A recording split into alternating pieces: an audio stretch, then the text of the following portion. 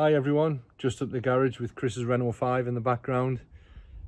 So some of you that follow the channel or have followed for a while or even gone back through our videos will know that we got a blue Renault 5 in for Chris, which was an original Renault 5 GTT Turbo that had a Clio 1.8 16 valve engine in. When I say it had a 1.8 16 valve engine in, it was literally just in the engine bay. The car itself was a bit dot cotton. Everywhere we looked and poked into, there was expanding foam, body filler, black tar covering up previous repairs, etc. So what we said to Chris was, because we're putting a 1.8 16 valve engine in, it's not really going to be an original Renault 5 GT Turbo anyway. So our advice was we could repair the shell. The amount of money that it would cost to put the shell right, in our opinion, wasn't worth it. So we asked Chris to go out, find a Renault 5 Campus, and we would do exactly the same conversion, the 1.8 16 valve, and we transfer all his parts that he's bought, i.e. the Renault 5 Turbo kit, spoiler, body kit. He's got nice red interior to go in, red carpets at least anyway. We're still waiting on the seats, but he's come up top trumps with this one, so we're going to do a quick walk around it. I had to give it a little bath first because our workshop over here is a tad dusty, so got the hose out, give it a good clean, and then we'll have a wander around it and show you what we've got.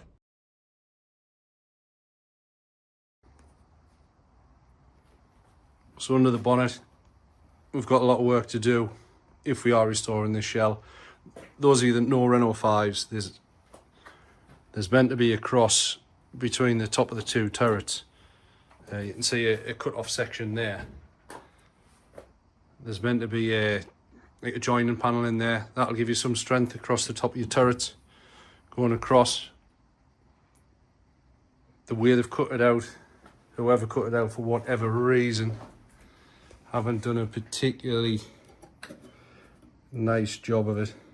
In some places they've cut through the turret as well, so if we are to fix this one, I don't want to be taking out or unpicking as much of this closing panel that's in here and getting a cut off another car, where I can unpick that one properly as well and do a full-on proper repair of that panel all the way across. Under the wheel arch, we've got corrosion around the front chassis leg here, on the skin of it. That would all need repairing on the inner wheel arch. The front panel, similar to what you saw on the Renault 5 that Paul's been working on. He created new ones of these panels and replaced them. The jacking point that we mentioned, they can get new parts. This one's just full of expanding foam, so whoever's had the car before Chris has seriously done some bodgy repairs on it. The expanding foam continues along the sills, so it needs full new outer sills, full new inner sills. Chris has got new outer sills for it. We'd have to source the inner sills from the internet, but you can get them. The standard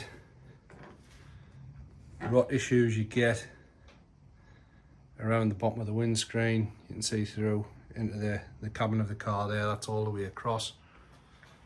We've got this random section that's been cut open.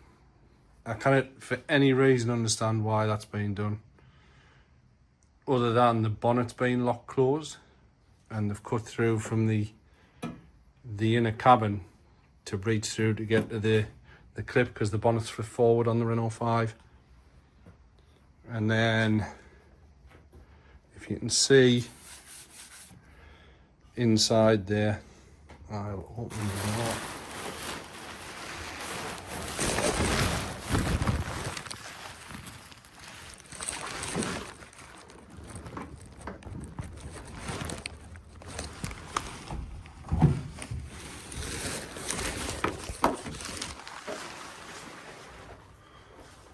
So the dash rail, technical term for the dash rail in this car is mullered. There's nothing left of it. There's some expanding foam in the centre of the dash.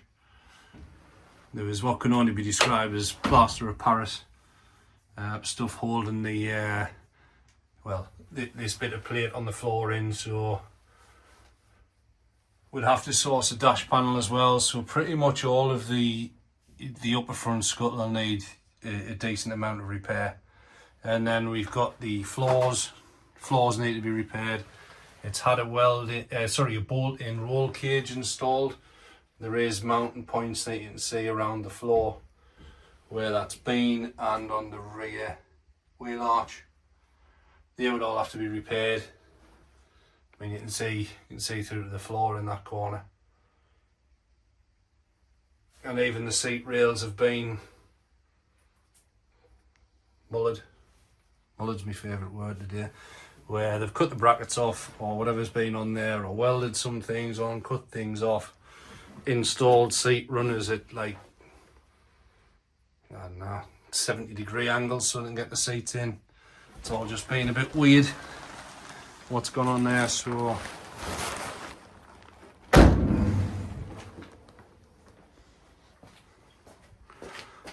that is pretty much on hold at the minute.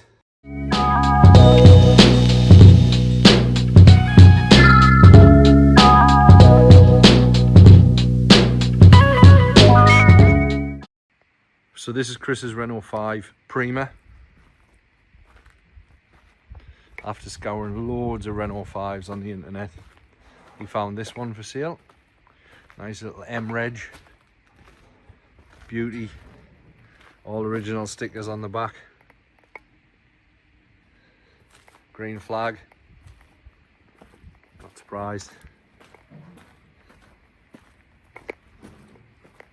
It's a lovely little motor. Tax disc from when we used to have them on the windows. All you modern kids will not remember that. So yeah, that's the little beauty itself. If we have a look inside, one of the best things about it is it's got the old mileage, 25,928 miles. And judging by the car, I'd say it's accurate. The seats are immaculate. The rear end is like it's never been sat in.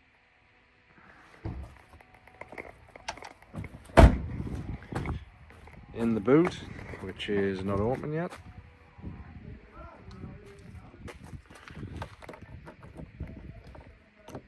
No remote central locking here.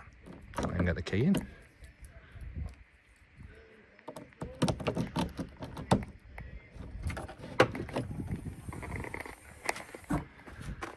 Boot's clean as a whistle. Boot floor is clean as a whistle. That's just dust. I was worried we had some water ingress there, which is dust. Champion.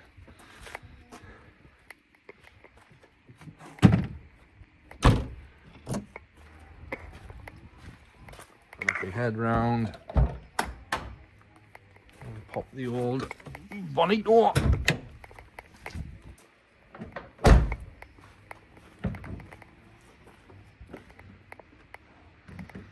So under the bonnet, as you can see, it's really clean.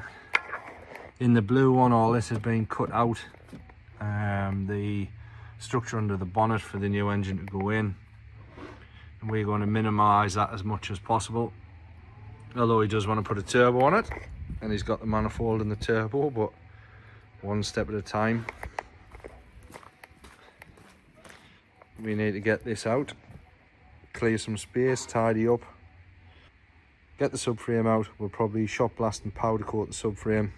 Our guys at SBC will sort that out for us, no problem whatsoever. But overall, it's a lovely clean engine. Now, if anyone is interested in some Renault 5 parts, I know Chris would be keen to get some money back to go towards the project. So front bumper. There is a slight crack here that I've noticed. The side trims are all there. Rear bumper's all intact. It's got a few little age related marks that you can see on there, and that was one of the main reasons for us cleaning it, is to see without any polishing product or detailing product on there what the condition is really like underneath. So as I said, that's the body panels. Interior will be for sale if you've got a Renault 5 and you want to update the seats. The carpet will be coming out. The carpet is immaculate.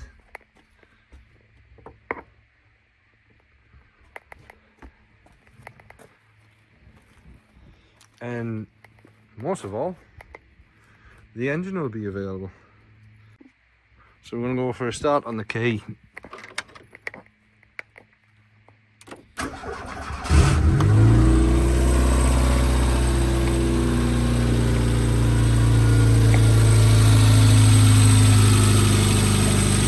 Doors.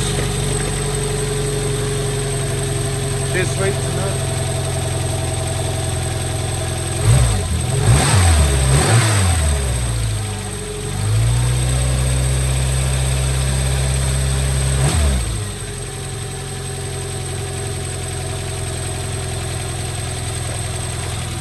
Now bearing in mind that's been sitting idle in our garage while we've been finishing some other projects off. Yes, I did start it to get it out of the garage, but even when I done that, started first turn of the key. It's a decent little engine, 25,000 miles on it. If anyone does want or need one, get in touch with us and we'll put you in touch with Chris. And you can do whatever deal you need to do there. But as I say, this is a lovely, tidy little car. Front wings will be available, but as with all Renault 5 wings, the bottom normally goes here. So decent little wing on the passenger side. On the driver's side, it's had a little emulsion repair by the previous owner, and the dreaded pop of the wing has done its usual bit, but the rest of the wing is really usable. So that's the project. Video part 1, we'll say. We'll discard all the ones with the blue Renault 5 turbo, and then hiding under the Mini Monster bonnet is the 1.8 16 valve engine, which in the next few videos, it's on its rolling pallet that'll be coming out, getting all the connections taken off, a good geyser down, clean, and then we'll have an inspect on that and see what we're going to do. But this is the Prima. Let's see how it goes. Watch this space. Well, that's it for this week at Fragmented Customs and Restores. Not much, to be honest with you. A couple of reasons for that. Greg's been on holiday again. I'm going to start calling him Judith Chalmers. He's had a week in Santorini at a wedding. And I've been working on TIFF. So on Tuesday, decided to break down on the A1. I'm about 40 minutes away from home. So I had to get recovered to the local services and then get home, get the truck, get the trailer, get it recovered. Found out I had low compression. I had low compression on cylinders 3 and 4. So head off, and the head gasket has left the chat, so to speak, between cylinders 3 and 4. So I'll be looking at that. But if you like watching our videos, give us a like and a share, and yeah, we'll aim for a few more subscribers. So thank you very much.